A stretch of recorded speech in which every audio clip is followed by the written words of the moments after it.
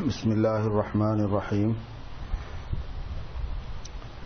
حضرت تھانوی رحمۃ اللہ علیہ کے وعظ سنائے جا رہے ہیں.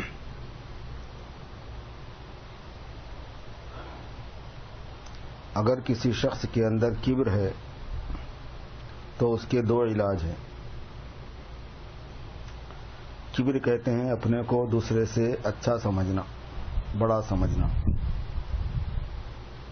یہ بیماری ہے اور گناہ کبیرہ ہے، یعنی شراب پینے سے بھی زیادہ بڑی بیماری ہے. اس لیے اگر اس کا کوئی اثر اپنے اندر ہو تو فوراً توجہ کر کے اس کا علاج کرنا ضروری ہے. آواز نہیں آ رہی؟ کٹ کا دبانا ہے کیا؟ اس میں لگانا تھا کیا؟ وہاں لگانا. معلوم کیسا کریں گے؟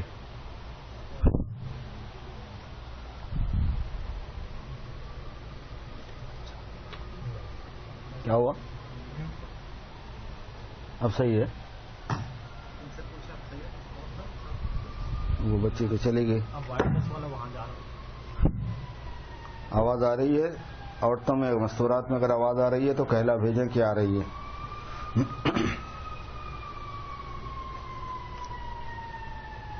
فرماتے ہیں کہ اگر کسی شخص کے اندر کبر ہے تو اس کے دو علاج ہیں، ایک علمی اور ایک عملی.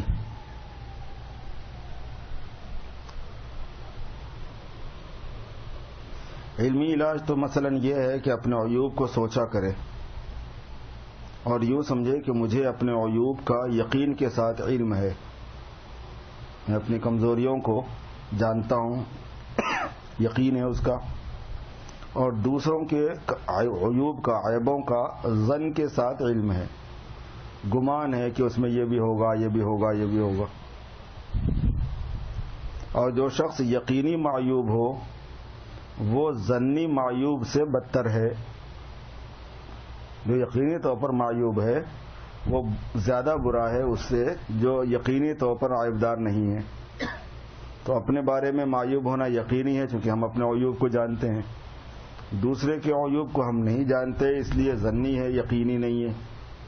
تو جو یقینی عیب والا ہے وہ زیادہ برا ہوتا ہے. اس لیے مجھے اپنے کو سب سے کمتر سمجھنا چاہیے. یہ علمی مراقبہ، علمی علاج ہے. اور عملی علاج یہ ہے کہ جس کو تو اپنے سے چھوٹا سمجھتے ہو، جس کو تم اپنے سے چھوٹا سمجھتے ہو اس کے ساتھ تعظیم اور تکریم سے پیش آؤ، عزت سے پیش آؤ، عظمت سے پیش آؤ. اور یہ عملی علاج جزو اعظم ہے، بڑا حصہ ہے. ان دونوں علاجوں میں یہ بڑا ہے. بغیر اس کے علمی علاج اکیلا کافی نہیں، تنہا کافی نہیں، مگر اس کا بجا لانا دشوار ضرور ہے. اس کام کا کرنا، اس علاج کا کرنا مشکل ضرور ہے، ہر شخص سے آسان نہیں. مگر تجربے سے یہ ثابت ہوا ہے کہ جب تک یہ عملی علاج نہ کیا جائے گا تکبر دور نہ ہوگا. ایسے ہی حسد کا علاج یہ ہے کہ جس سے حسد ہو اس کے لیے ترقی خیر کی خوب دعا کیا کرے. جس سے جلیسی ہے، جس سے حسد ہے، اس کی ترقی خیر کی خوب دعا کیا کرے اور اس کے ساتھ احسان بھی کرتا رہے، سلوک بھی کرتا رہے. چند دن میں حسد دور ہو جائے گا. مگر یہ بات بھی آسان نہیں. اگرچہ فی نفس ہی یہ سب اعمال آسان ہیں مگر نفس کے مقابلہ کرنے کی وجہ سے دشوار ہو رہے ہیں. مگر ان میں دشواری اور مشکل اول ہی، شروع ہی میں پیش آتی ہے، کیونکہ نفس کی کشاکشی ابتدا میں زیادہ ہوتی ہے، پھر زیادہ منازعت نہیں رہتی، پھر زیادہ جھگڑا نہیں رہتا. مگر ایک دو مرتبہ عملی علاج کر کے بے فکر نہ ہونا چاہیے، بلکہ اس کو ایک لمبی مدت تک، جس کو شیخ محقق تجویز کرے، کرنا چاہیے. یہ معاملہ ایک دو مرتبہ کرنے سے ہو جاتا نہیں، ایک طویل مدت تک کرنا ہوتا ہے. کیونکہ ایک دو دفعہ سے مرض کی جڑ نہیں کٹتی. اسی کو ایک عارف فرماتے ہیں صوفی نشوت صافی تا در نکشت جامے بسیار سفر باید تا پختہ شود خامے. صوفی اس وقت تک صافی نہیں ہو سکتا جب تک کہ محبت عشق الہی کے شراب خوب نہ پیے اور بہت لمبا سفر چاہیے، تب کہیں جا کے پختگی پیدا ہوتی ہے. غرض یہ طریقہ ہے اعمال کا اور باطن کی اصلاح کا کہ نفس کے جذبات کی مخالفت کی جائے اور اس کو مشقت کا عادی بنایا جائے، نفس کو مشقت کا، تکلیف اٹھانے کا عادی بنایا جائے. مگر آج کل لوگوں سے مشقت تو ہوتی نہیں، یوں چاہتے ہیں کہ ہمارے آرام میں بھی خلل نہ آئے اور اعمال کی اصلاح بھی ہو جائے، ہمارے سارے عمل اچھے ہو جائے اور باطن کی اصلاح بھی ہو جائے.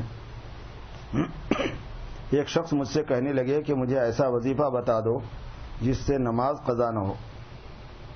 میں نے کہا کہ اگر وظیفہ قضا ہونے لگے گا، جو وظیفہ نماز قضا نہیں ہونے کے لیے دیا ہے، اگر وظیفہ قضا ہونے لگے گا تو اس کے واسطے دوسرا وظیفہ پڑھو گے، پھر وہ دوسرا قضا ہونے لگے گا تو اس کے واسطے تیسرا، تو یہ سلسلہ غیر متناہی چلے گا، اس سے قابو میں نہیں آئے گا مسئلہ. اس کا علاج تو یہ ہے کہ جس دن نماز قضا ہو اس دن بھوکے رہو، یا 4-8 صدقہ کرو، اور یہ صدقہ نہ تو اتنا زیادہ ہو جس کا برداشت نہ ہو سکے، نہ اتنا کم ہو کہ جس کی نفس کو خبر بھی نہ ہو، بلکہ درمیانی درجے کا ہو جس سے نفس پر کسی قدر گرانی ہو. اور اس سے کہہ دو کہ جب تو نماز قضا کرے گا میں تجھ کو یہی سزا دوں گا. اور یہ علاج میں نے یا صوفیہ نے اپنی طرف سے اختراع نہیں کیا ہے، گھڑا نہیں ہے، بلکہ نصوص سنت میں اس کی اصل موجود ہے. حدیث میں ہے من قال تعال اقامرک فلیتصدق، یعنی جس کی زبان سے یہ کلمہ نکل جائے کہ آؤ جوا کھیلے تو وہ صدقہ کرے. کہ زبان سے نکلا کیسا؟ اگر ایسا جملہ زبان سے نکل گیا تو اس کو صدقہ کرنا چاہیے. تو صدقہ کرنا جو ہے نا علاج کے طور پر حدیث سے ثابت ہے، یہ بتا رہے ہیں. اسی طریقے سے ناپاکی کے زمانے میں غلطی سے صحبت ہو جائے تو وہاں بھی صدقے کا حکم ہے. اور ابتدا میں اگر ہو تو 1 دینار ہے اور آخر میں اگر ہو تو نصف دینار ہے. اور اس میں راز یہ ہے کہ صدقہ کرنے سے نفس پر زیادہ مشقت پڑتی ہے اور وہ اس سے بچنے کے لیے تھوڑی مشقت کو برداشت کر لیتا ہے اور یہ کام اس سے چھوٹ جاتے ہیں. تو دیکھیے حضور صلی اللہ علیہ وسلم نے ان مواقع کے لیے کوئی وظیفہ نہیں بتلایا بلکہ ایسا علاج بتایا جس میں نفس کو مشقت ہے. اس سے صاف معلوم ہوا کہ اصلاح نفس کا طریقہ مجاہدہ سے ہے، وظیفوں سے اصلاح نہیں ہوا کرتی. شاید طلبہ کو یہاں یہ شبہ ہو کہ امام ابو حنیفہ تو غرامت مالیہ کو ناجائز فرماتے ہیں. مالی جرمانے کو فقہ حنفی میں صحیح نہیں قرار دیا جاتا، مالی جرمانہ نہیں لگا سکتے. اس لیے ہمارے اسکول وغیرہ میں بھی اگر بچوں کو دیر سے آنے پہ ٹاڈی وڈی میں مالی جرمانے لگائے تو وہ اٹھا کے رکھتے ہیں، جمع کرتے ہیں. پھر اگر بچے کی پڑھائی وڑھائی اچھی ہو گئی تو اس کو انعام میں لا کے کچھ تو بھی دے دیتے ہیں. اس کے بغیر مانتی نہیں ہے قوم بعض مرتبہ. پھر تم یہ جرمانہ کیوں کر بتاتے ہو؟ اگر کوئی شبہ یہ کرے کہ امام ابو حنیفہ کے پاس تو مالی جرمانہ ہے نہیں، پھر تم جرمانہ لگا رہے، نماز قضا ہو گئی تو جرمانہ، یہ ہو گیا تو جرمانہ، یہ کہاں سے ہے؟ یہ جرمانہ کیوں کر بتلاتے ہو؟ اس شبے کا جواب یہ ہے کہ اپنے اوپر جرمانہ کرنا جائز ہے، دوسروں پہ جائز نہیں. اپنے اوپر جرمانہ ہے، اس میں کیا حرج ہے؟ اور ہم یہی تو تعلیم کرتے ہیں کہ جب عمل میں کوتاہی ہو تو تم خود اپنے اوپر جرمانہ کیا کرو. یہ نہیں کہتے کہ مریدوں سے کوتاہی ہو تو ان پر جرمانہ کر کے تم وصول کیا کرو. اگر کوئی شیخ ایسا کرے تو بے شک ناجائز کا مرتکب ہوگا. وہ جتنے پیسے صدقے کیے وہ لا کے مجھے دے. یہ تو وہ امراض تھے جو مردوں اور عورتوں میں مشترک تھے. اب میں بعض ان امراض کا علاج بتاتا ہوں جو مستورات کے ساتھ خاص ہیں، کیونکہ اس وقت مستورات کا مجمع بھی ہوتا ہے سو مستورات میں ایک مرض یہ ہے کہ جب چند عورتیں جمع ہوں گی تو ہمیشہ دنیا کی باتیں کریں گی. مرد کبھی جمع ہوتے ہیں تو کبھی خدا اور رسول کی باتیں بھی کر لیتے ہیں، مگر عورتوں کے مجمع میں خدا اور رسول کی باتیں کبھی سننے میں نہیں آتی، بلکہ ان کی تمام تر گفتگو زیور، کپڑے، روپیے، پیسے کے متعلق ہوتی ہے، جس سے معلوم ہوا کہ ان میں زیور کی محبت اور لباس کی محبت زیادہ ہے. اس کا علاج یہ ہے کہ زیور کا استعمال کم کر دیا جائے. یہ مطلب نہیں کہ اپنے گھر میں استعمال کم کر دو، کیونکہ اپنے گھر میں تو عموماً عورتیں زیور پہنتی ہی نہیں اور لباس بھی معمولی ہی پہنتی ہیں، بلکہ مطلب یہ ہے کہ جب کسی دوسرے کے جاؤ تو زیور کم پہن کر جاؤ اور لباس بھی معمولی پہن کر جاؤ. باقی سارے زیور کو اور قیمتی جوڑوں کو اپنے گھر میں پہنو. جو قیمتی جوڑے ہیں، زیادہ زیور ہیں، وہ گھر میں، اور جب فنکشن میں جائیں، تقریب میں جائیں تو وہاں لباس بھی سادہ اور زیور بھی کم. الٹا جو ہم کرتے ہیں اس کا الٹا. کیونکہ شریعت نے عورتوں کو چاندی، سونے کا زیور اور ریشم کا کپڑا صرف اسی لیے حلال کیا ہے تاکہ وہ شوہر کے سامنے زینت کر سکیں. تو ان کے استعمال کا اصلی محل اور اصلی جگہ اپنا ہی گھر ہے. مگر اب عورتوں نے اس تعلیم کے خلاف یہ وتیرہ اختیار کیا ہے کہ شوہر کے سامنے تو معمولی حالت میں رہیں گے اور دوسرے گھر بن ٹھن کر جائیں گے. تو یہ عمل خلاف شریعت بھی ہے اور اس سے زیور اور لباس کی محبت بھی بڑھتی ہے. اس لیے عورتوں کو شریعت کی اصل تعلیم پر عمل کرنا چاہیے کہ اپنے گھر میں سب زیور لباس پہنا کریں اور جب دوسرے گھر جائیں تو معمولی زیور اور معمولی لباس پہن کر جایا کریں. اس سے زیور اور لباس کی محبت ان کے دل سے کم ہو جائے گی. اور سب سے بڑا مجاہدہ یہ ہے کہ شادی اور دوسری تقریبات کے موقع پر سادے کپڑے اور سادہ زیور پہن کر جایا کریں. اصلاح تو اسی طرح ہوگی. بغیر اس کے کتابیں پڑھنے سے اور وعظ سننے سے اصلاح نہیں ہوگی. عملاً کرنا پڑتا ہے ایسی چیزوں کو تو اصلاح ہوتی ہے. بول رہے ہیں. رہا یہ کہ یہ تو بہت مشکل ہے کہ دل پر آرا چل جائے گا، بھری برادری میں سارے اچھے زیور عمدہ لباس پہن کر آئیں اور ہم سادے لباس اور معمولی زیور میں ہوں. تو صاحب دنیا کا بھی تو کوئی کام بغیر محنت کے نہیں ہوتا. اے اللہ، دینداری ایسی سستی کیوں ہے کہ لوگ دیندار بغیر محنت کے بننا چاہتے ہیں؟ میرا یہ مطلب بھی نہیں ہے کہ اتنی محنت کرو جس سے نفس تھک جائے. بعض اہل مجاہدہ ایسے بھی ہیں. چنانچہ ہمارے ساتھ سفر حج میں جہاز میں ایک شخص تھے، وہ کئی دن تک کچھ نہ کھاتے اور جب کھانے بیٹھتے تو کئی دن کی خوراک ایک ہی وقت میں کھاتے. لوگوں نے ان سے کہا کہ یہ کیا واہیات ہے کہ ایک وقت میں تم کئی دن کی خوراک کھا جاتے ہو؟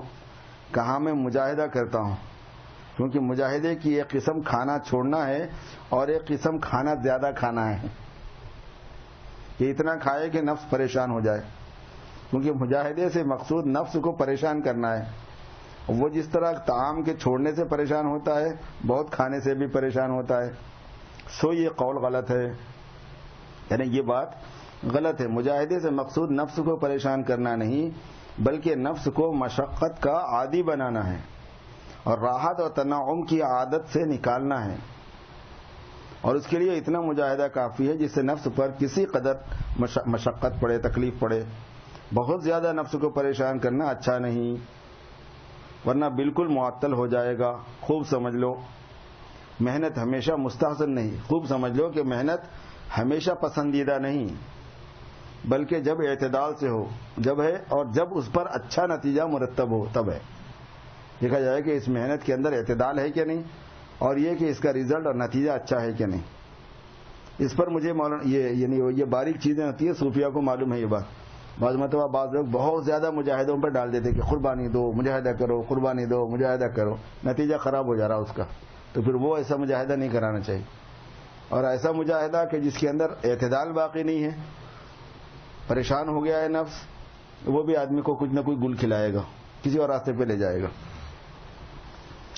اس پر مجھے مولانا محمد یعقوب صاحب رحمۃ اللہ علیہ کا مقولہ یاد آیا کہ آپ نے ایک مدرس کو مدرسے سے الگ کرنا چاہا اور محتمم صاحب نے ان کی سفارش کی کہ یہ محنتی بہت ہیں.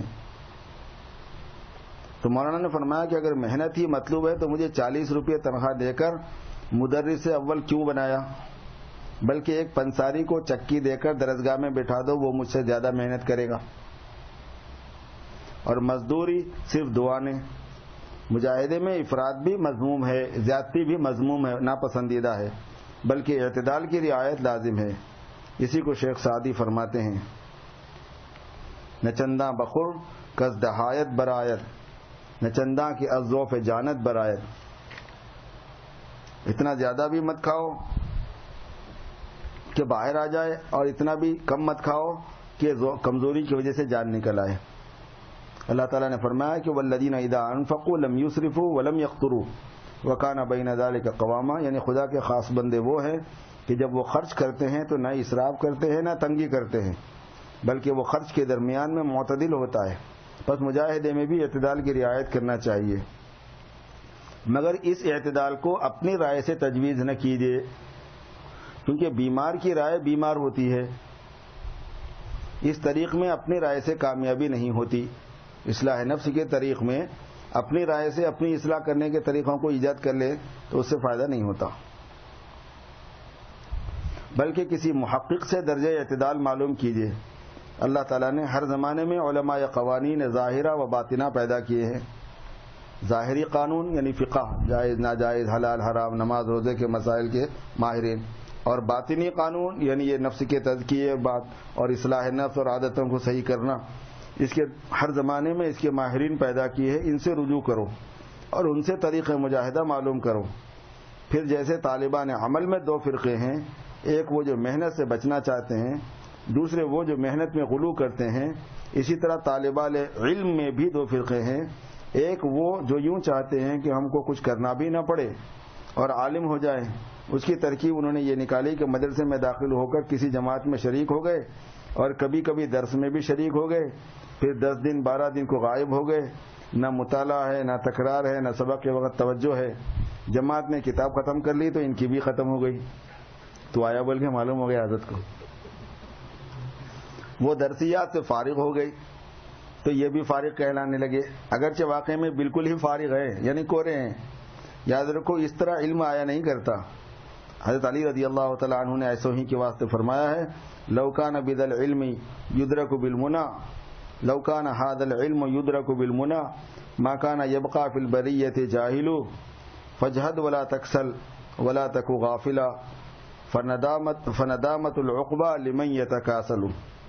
اگر یہ علم خواہش اور تمنا سے حاصل کیا جاتا تو زمانے میں کوئی بھی جاہل نہ رہتا، لہذا محنت کرو اور سستی مت کرو اور غافل مت بنو، اس لیے کہ انجام کے اعتبار سے شرمندگی اس کو ہوتی ہے جو سستی کرتا ہے۔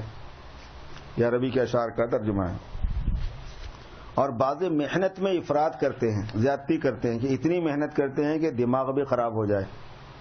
افراط و تفریط دونوں برے ہیں۔ شریعت کو ہر چیز میں اعتدال مطلوب ہے۔ اہل مجاہدہ کا ایک افراط یہ بھی ہے، یعنی مجاہدہ کرنے والوں میں ایک غلو اور زیادتی یہ بھی ہے کہ بعض تقلیل غذا میں یعنی غذا کو کم کرنے میں غلو کرتے ہیں، بعض ہاتھ کو سکھاتے ہیں، یعنی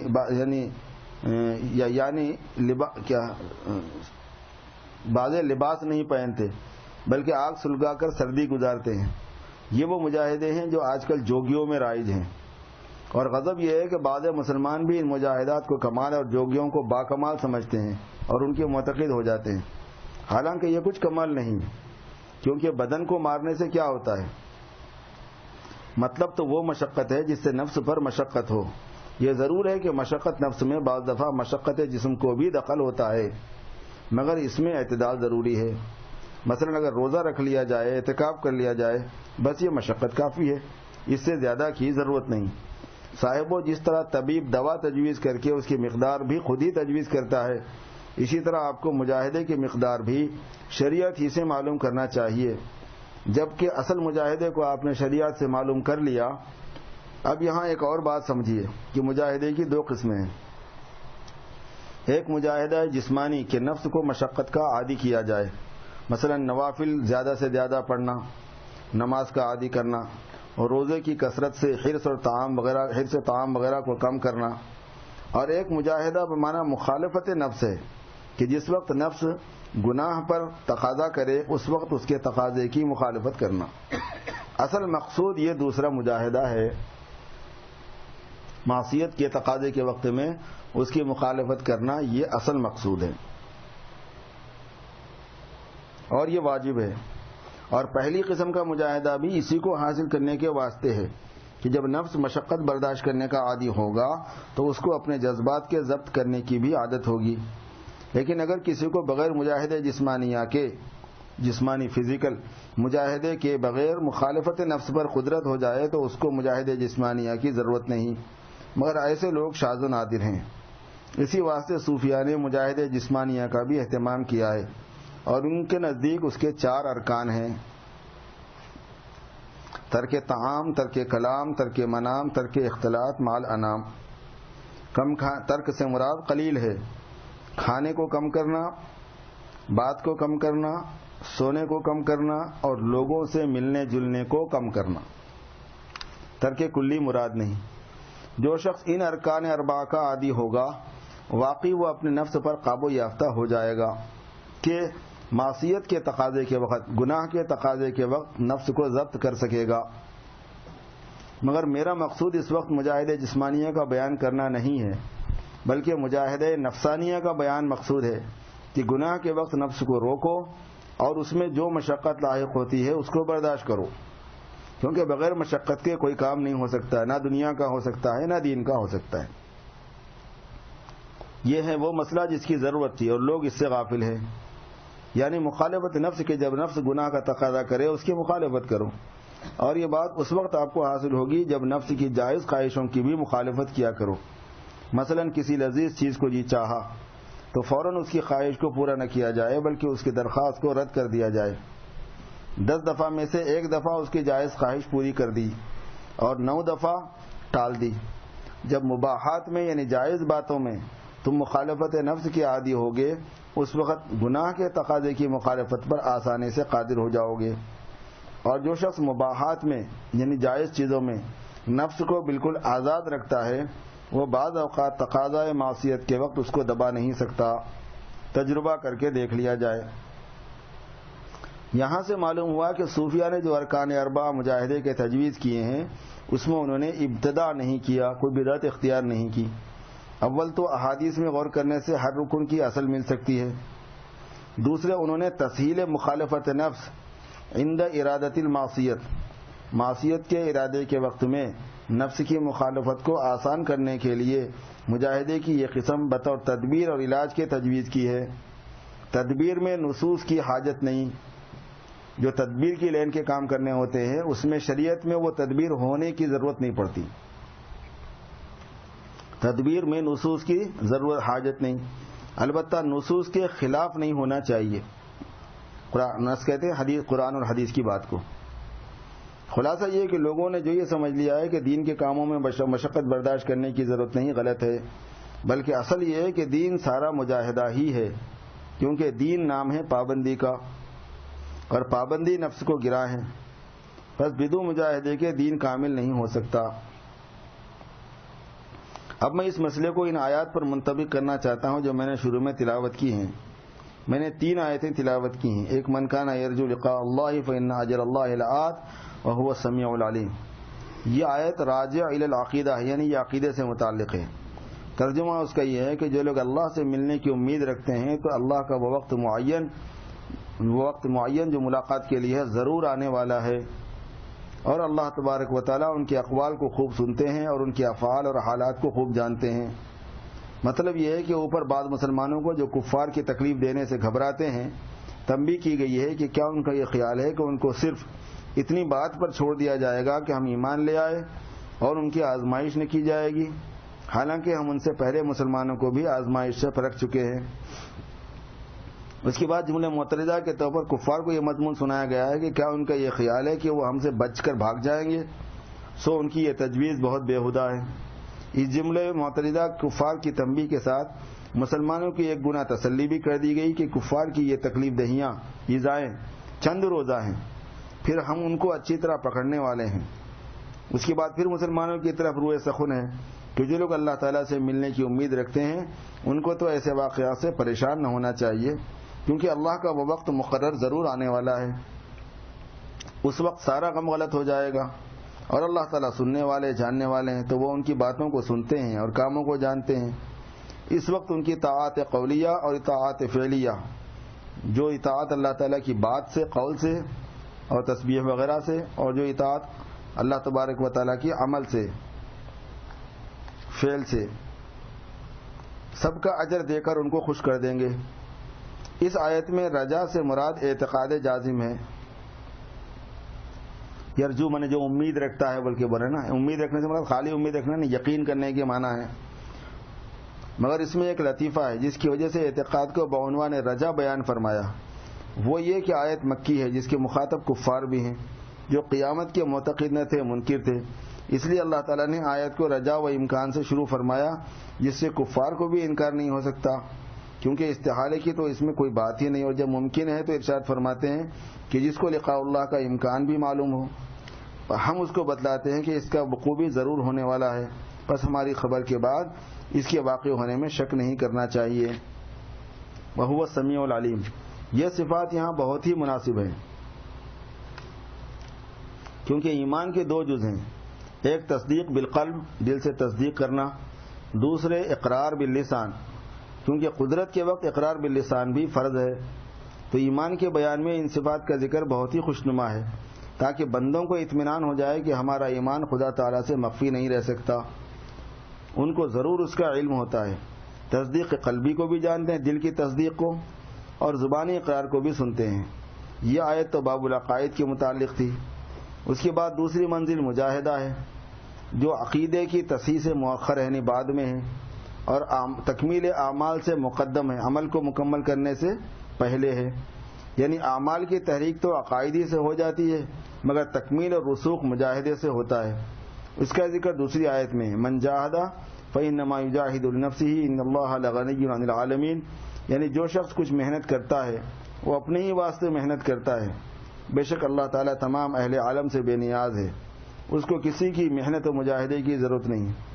میرا مقصود اس جگہ یہ بتلانا ہے کہ اللہ تعالیٰ نے اول عقائد کا ذکر فرمایا، پھر مجاہدہ کا ذکر اعمال کے ذکر سے، جو آئندہ تیسری آیت میں آتا ہے، پہلے فرمایا۔ اس کے کچھ تو معنی ہے، تو ممکن ہے کہ کسی کے ذہن میں اور کوئی وجہ ہو، میرے ذہن میں اس کی وجہ یہ آئی ہے کہ اس ترتیب سے یہ بتلانا مقصود ہے کہ عقائد مذکورہ آیت والی کے صدور اعمال مذکورہ آیت ثالثہ میں مؤثر ہیں، مگر وہ تاثیر بلا واسطہ کمزور ہوتی ہے اور بواسطہ مجاہدے کے قوی ہو جاتی ہے۔ اس لیے مجاہدے کے توسط بین العقائد والاعمال ظاہر کرنے کے لیے یہ ترتیب اختیار کی گئی۔ ہوا یہ تین آیتیں جو بیان کی گئی، اس میں پہلی آیت میں عقیدے کے یعنی یقین کی اللہ تعالیٰ کے ساتھ صحیح کرنے کا بیان ہے، اس کے بعد مجاہدے کا بیان ہے، اس کے بعد اعمال کا بیان ہے۔ تو یہ کہہ رہے ہیں کہ مجاہدے کو بیچ میں اللہ پاک نے اس لیے رکھا ہے کہ عقیدہ صحیح ہو جانے کے بعد میں وہ عقیدہ عمل پر اثر تو کرتا ہے، لیکن وہ بیچ میں اگر مجاہدہ ہو تو وہ صحیح اثر کرتا ہے، اس سے فائدہ ہوتا ہے۔ اب آیت کا مطلب یہ ہے کہ جو کوئی مجاہدہ کرتا ہے وہ اپنے واسطے مجاہدہ کرتا ہے۔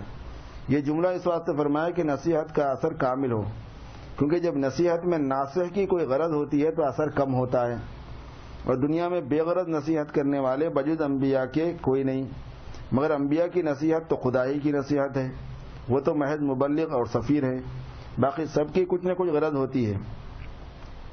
اسی لیے امام غزالی نے لکھا ہے کہ جیسا شاگرد کو استاد کا ممنون ہونا چاہیے، یعنی استاد کا احسان ماننا چاہیے، ایسے ہی استاد کو بھی شاگردوں کا ممنون ہونا چاہیے، کیونکہ شاگرد اگر نہ ہوتے تو استاد کے علوم میں ترقی نہ ہوتی، کیونکہ تجربہ یہ ہے کہ بہت سے علوم استاد کے قلب پر درس کے وقت القاء ہوتے ہیں، اور یہ شاگرد کی کشش سے ہوتا ہے، اس کے اندر کی طلب سے ہوتا ہے۔ جیسے بچہ ماں کے پستان چوستا ہے تو دودھ آتا ہے، اگر بچہ دودھ پینا چھوڑ دے تو 4 دن میں دودھ خشک ہو جاتا ہے۔ اسی طرح ترقی فی العلوم میں شاگردوں کا استاد پر احسان ہے۔ بس دنیا میں جس پر بھی کوئی احسان کرتا ہے، محسن الیہ کی طرف سے بھی اس پر کوئی نہ کوئی احسان ضرور ہے، بجز حضرت حق کے، اللہ تعالیٰ کے، کہ ان کو کوئی کچھ نفع نہیں پہنچا سکتا، نہ ان کے افعال معلل بالاغراض ہیں، وہ جس پر جو احسان کرتے ہیں بالکل بے غرض اور سراسر عنایت اور کرم ہی ہے۔ مولانا فرماتے ہیں من نکردم خلق تا سودے کنم بلکہ تا بر بندگان جودے کنم، میں نے اپنے مخلوق کو اس لیے نہیں پیدا کیا کہ ان سے کوئی کاروبار کروں، بلکہ میں نے صرف ان کو اس لیے پیدا کیا ہے کہ ان پر کرم کروں۔ اس لیے یہاں فإنما یجاہد لنفسہ بڑھایا گیا تاکہ نصیحت کا اثر کامل ہو جائے کہ ہم کو تمہارے اعمال و مجاہدات سے ذرا بھی نفع نہیں، جو کچھ نفع ہے سراسر تمہارا ہی ہے۔ پھر مجاہدہ کر کے اپنی ہی ذات پر احسان کرو، کسی دوسرے پر احسان نہ کرو۔ ان اللہ لغنی عن العالمین، بے شک اللہ تعالیٰ کی ذات اہل عالم سے بے نیاز ہے۔ یہ لفظ ہمارے محاورے میں خدا تعالیٰ کے متعلق چند مقام پر استعمال کیا جاتا ہے، بعض جگہ اس کا استعمال بری طرح کیا جاتا ہے، اس سے اعتراض کرنا چاہیے۔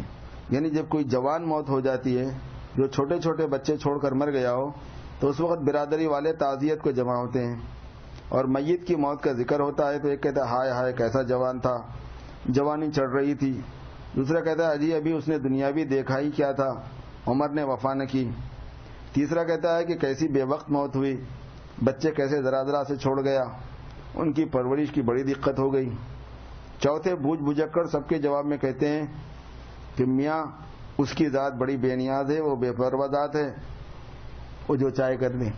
اس موقع پر اس جملے کے معنی یہ ہیں کہ نعوذ باللہ کارخانے خداوندی میں بڑا اندھیرا ہے، بندوں کی مصلحتوں پر مطلق نظر نہیں، بس جو جی میں آیا کر دیا، جو چاہا حکم دے دیا، تو خدائی کیا ہوئی، اودھ کی سلطنت ہو گئی یا انیو نگر کا راج ہو گیا۔ تو یہ کلمہ اس موقع پر بہت سخت بے ادبی ہے۔ اس کے تو یہ معنی ہوئے کہ خدا کو کسی پر رحم نہیں، حالانکہ قرآن خدا کی رحمت کے ذکر سے بھرا پڑا ہے۔ غرض یہ معنی میں نے اس لیے بیان کر دیا تاکہ کوئی آیت میں لفظ غنی کو اس معنی پر محمول نہ کرے، بلکہ قرآن میں غنی کو دو معنی میں استعمال کیا گیا ہے۔ ایک یہ کہ خدا کو تمہارے عمل صالح سے کوئی نفع نہیں، تمہارے نیک عمل سے کوئی نفع نہیں، یہاں یہی معنی مراد ہے۔ دوسرے یہ کہ خدا کا تمہارے کفر و معاصی سے کچھ نقصان نہیں، تمہارے کفر سے اور گناہوں سے کچھ نقصان نہیں۔ چنانچہ ایک جگہ ارشاد ہے ان تکفروا فإن اللہ غنی عنکم، اگر تم کفر کرو تو خدا تعالیٰ کو اس سے کوئی نقصان نہیں۔ تیسری آیت اعمال کے متعلق ہے، والذین آمنوا وعملوا الصالحات لنکفرن عنہم سیئاتہم ولنجزینہم احسن الذی کانوا یعملون۔ یہاں ایمان کا مکرر ذکر اس لیے فرمایا تاکہ معلوم ہو جائے کہ عمل بدون ایمان کے مقبول نہیں۔ ترجمہ آیت کا یہ ہے کہ جو لوگ ایمان لائیں اور نیک کام کریں اللہ تعالیٰ ان کے گناہ معاف فرما دیں گے، یعنی جہنم سے ان کو نجات دیں گے اور ان کو جزائے حسن دیں گے۔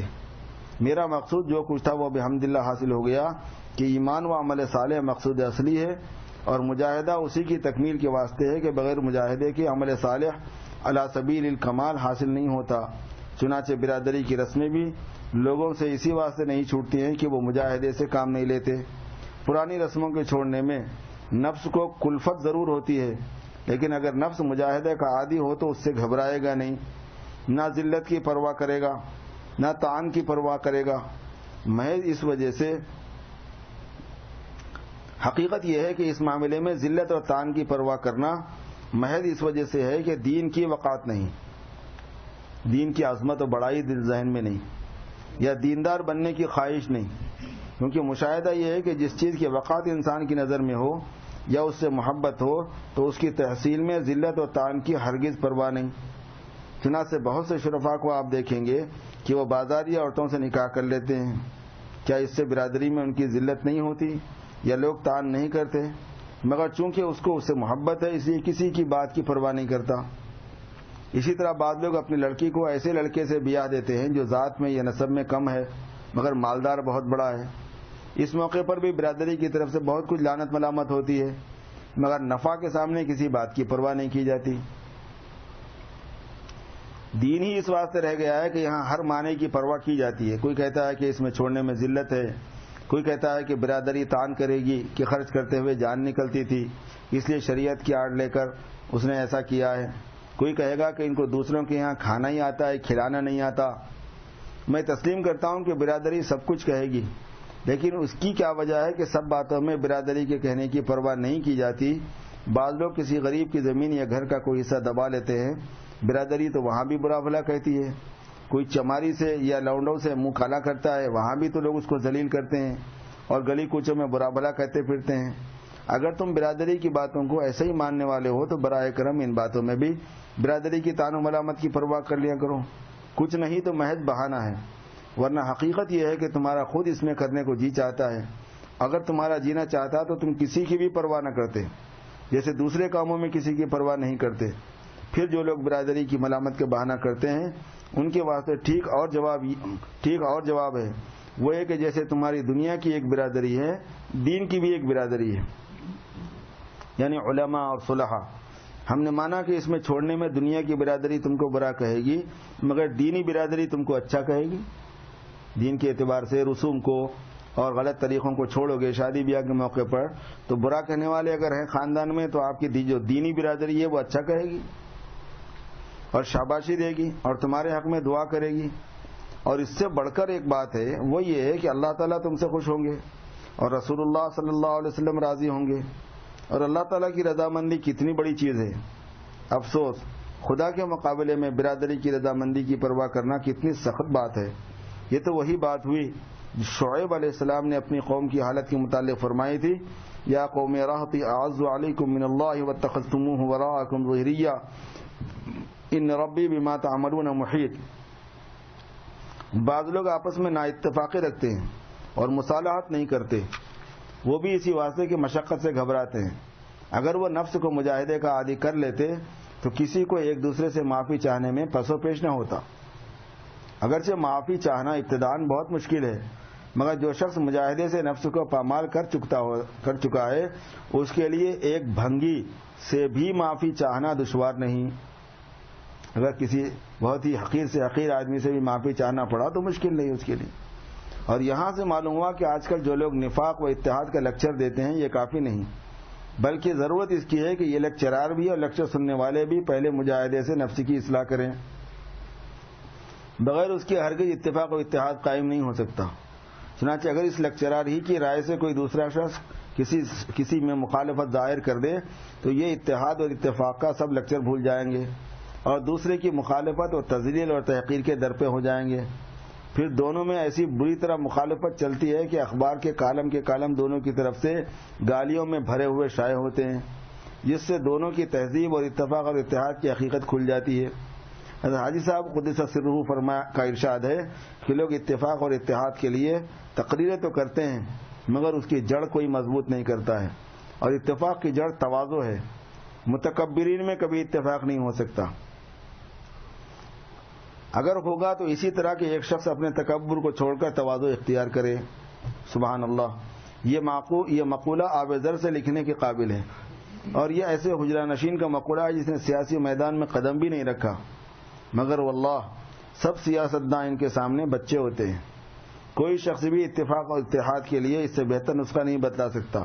بس اتحاد اور اتفاق کی جڑ تواضع ہے، اور تواضع کی اصل مجاہدہ نفس ہے. کیونکہ تواضع اس کا نام نہیں کہ زبان سے اپنے کو خاکسار، نیازمند، ذرہ بے مقدار کہہ دیا، بلکہ تواضع یہ ہے کہ اگر کوئی تم کو واقعی ذرہ بے مقدار اور خاکسار سمجھ کر برا بھلا کہے اور حقیر اور ذلیل کرے تو تم کو انتقام کا جوش پیدا نہ ہو، بدلہ لینے کا جوش نہ آئے دل میں، اور نفس کو یوں سمجھا لو کہ واقعی تو ایسا ہی ہے جیسے فلاں بول رہے ہیں یا کہہ رہے ہیں، پھر برا کیوں مانتا ہے. اور اگر کسی کی برائی سے کچھ رنج اور اثر بھی نہ ہو تو یہ تواضع کا اعلیٰ درجہ ہے، یعنی اثر ہوگا تو وہ بھی تواضع ہے، سمجھا لیے تو. اگر اثر ہی نہ ہو تو یہ تواضع کا اعلیٰ درجہ ہے کہ مد حزم برابر ہو جائے. مطلب یہ ہے کہ عقلاً برابر ہو جائے، کیونکہ طبعاً تو مساوات نہیں ہو سکتی. ہاں کوئی مغلوب الحال ہو تو اور بات ہے. اسی طرح طلباء اور مدرسین میں ایک مرض ہے کہ اپنی غلطی کا کبھی اقرار نہیں کرتے. اگر کوئی بات زبان سے غلط نکل جائے یا کتاب کی کسی مقام کی غلط تقریر ہو جائے اور کوئی طالب علم اس کی صحیح تقریر کرے تو مدرس اس کو ہرگز تسلیم نہیں کرے گا، جہاں تک ممکن ہوگا اپنی بات کو بنانے کی کوشش کرے گا. حضرت نے اساتذہ اور مدرسین کی بات کی. یہ اب کام کرنے والے جو رہتے ہیں، انتظامی امور کے اندر جو رہتے ہیں، اس میں بھی یہ مزاج کام کرتا ہے، بات بنانا.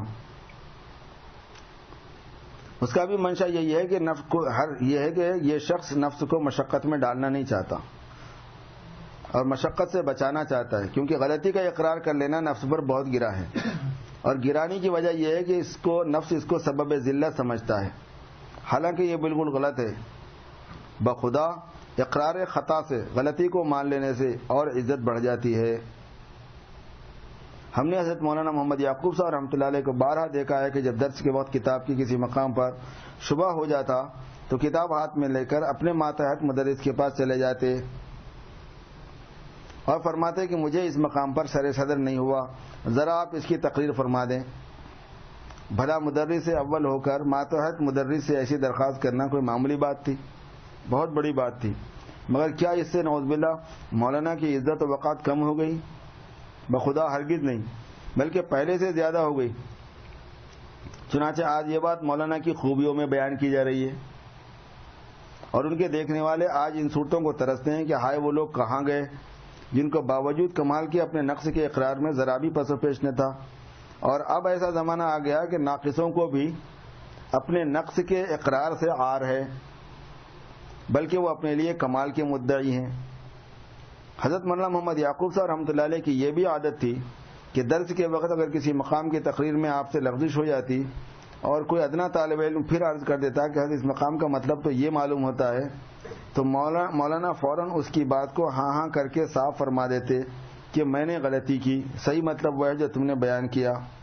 پھر ایک دفعہ پر بس نہ ہوتا تھا، بلکہ بار بار اس جملے کو دہراتے تھے کہ مجھ سے غلطی ہو گئی، میں نے غلط مطلب بیان کیا تھا۔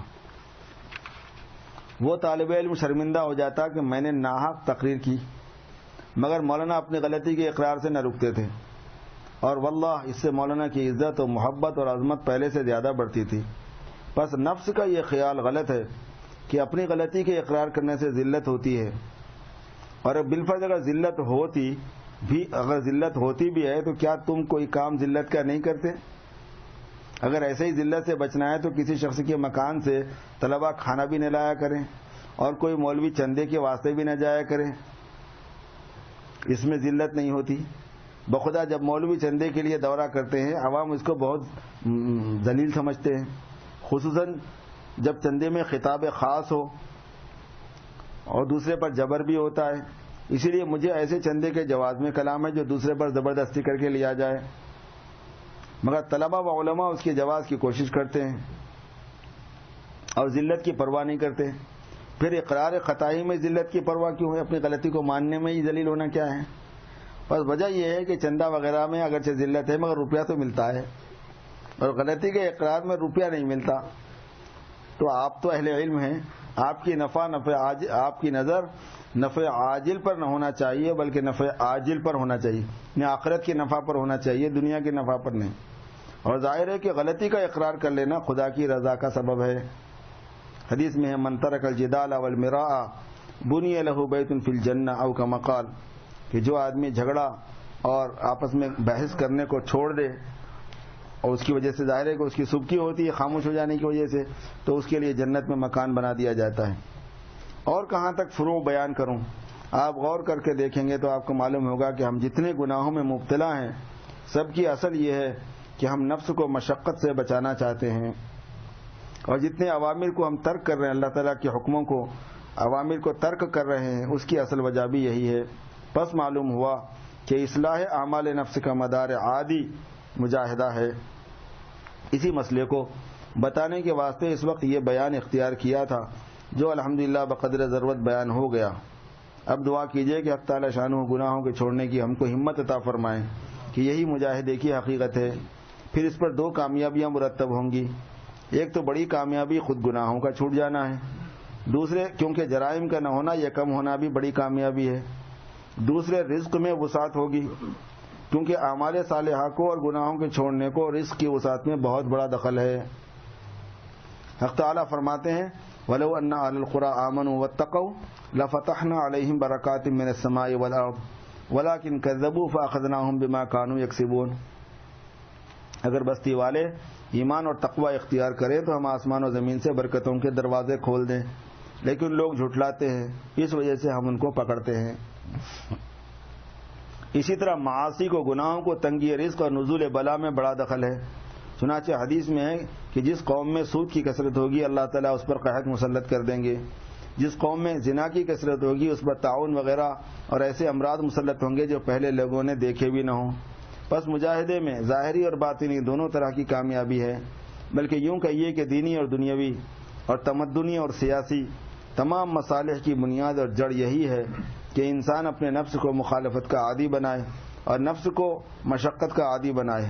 اب میں ختم کرتا ہوں، دعا کیجیے کہ اللہ تعالی ہم کو فہم سلیم عطا فرمائے اور عمل کی توفیق شامل حال ہو۔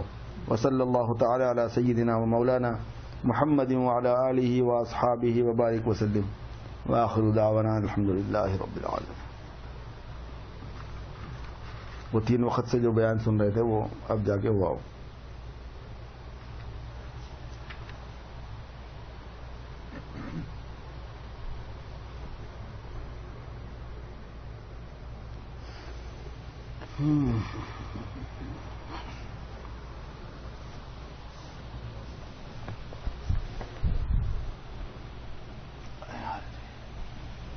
لگا دو کیسٹ،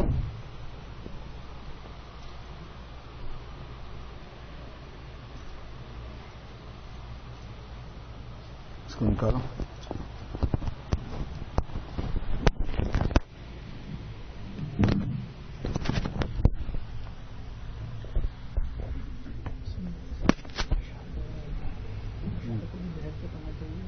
اگر یاد ہے تو پڑھ سکتے ہیں۔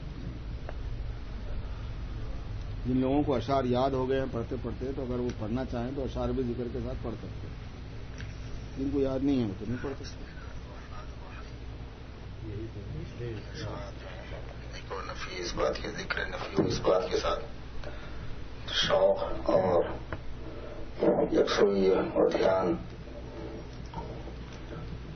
و دیگر مصالح کے حاصل ہونے کے لیے حضرت نے لکھے ہیں۔